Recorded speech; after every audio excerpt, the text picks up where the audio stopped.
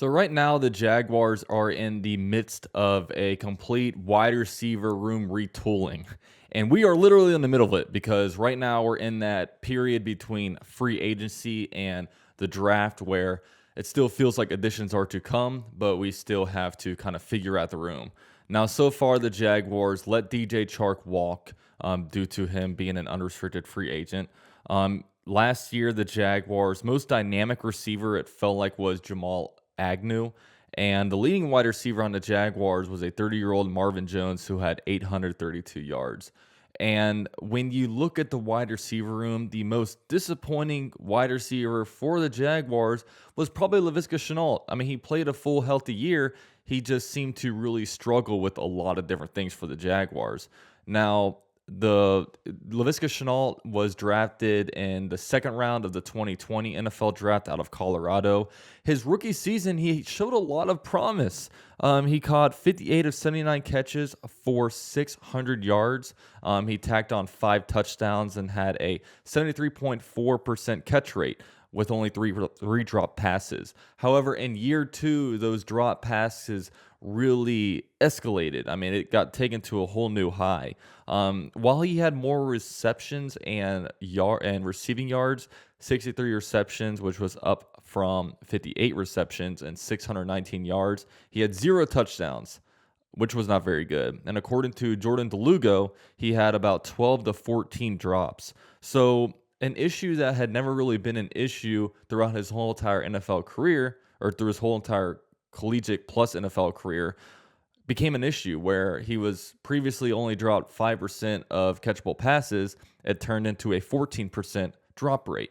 And that's huge because you need to catch the ball in the NFL, especially on the Jaguars where first downs and yardage just seemed really, really hard to come by. He just was not dependable in that category. Now, last week there was something floated out that, hey, the Jaguars might be looking to move on from Laviska Shenault. And oftentimes where there is smoke, there is fire. And in this case, last night, pretty late last night, a guy by the name of Charles Schultz tweeted out that the Chiefs had a lot of interest in Laviska Shenault and that apparently he's very well liked around the league. And one head coach, anonymous head coach, went out to say that that kid is a baller and it's just a matter of time before he pops. So, I was all for maybe looking to trade Laviska Shenault, but I mean, after hearing that, I'm almost tempted not to. Now, my whole thing is like, hey, do you want to trade Laviska Shenault or not? Obviously, with every single player in the NFL that's a non-quarterback, there is a right price to trade somebody. If the Jaguars can get a day 2 pick, a second or third round pick, I would say, yeah, I mean, absolutely, why not? You can probably potentially upgrade from a guy like him or, use one of your picks that you have already, go get a wide receiver, use one of those picks, maybe get an offensive lineman, whatever. But if it's only a day 3 pick, I wouldn't trade Laviska Shenault. I just don't think the upside of a day 3 pick matches the upside of Laviska Shenault. And the fact that, look, if the Chiefs are wanting to make a trade to bring in Laviska Shenault to their offense, then the Jaguars need to figure out a way to use Laviska Shenault because obviously the Chiefs have one of the more dynamic offenses in the NFL, and it's saying something if the Chiefs want him. So, with Laviska Shenault, obviously, I think last year he had to work on a lot of stuff for himself. I mean, there are coachable issues and there are personal player issues. If you're dropping passes, a coach can't tell you how to catch passes. It's just something that you have to work on after practice on your own time, work on the jug machine, much like a basketball player working on free throws. It's just something that you have to work on yourself. So it did not seem like Laviska Shenault put enough time into that. And also, obviously, last year, the whole entire team was not coached very well. But it seemed like Laviska Shenault oftentimes didn't really know what he was doing and didn't really know where to line up. There were often times where Trevor was telling him, yo, line up here, line up there, this is what you're doing, and sometimes even had to burn timeouts.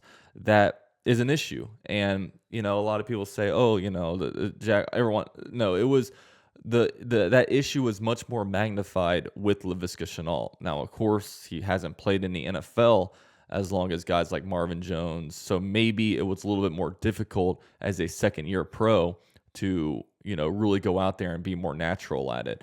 But really with Laviska Shenault, he has a lot of things to work on himself.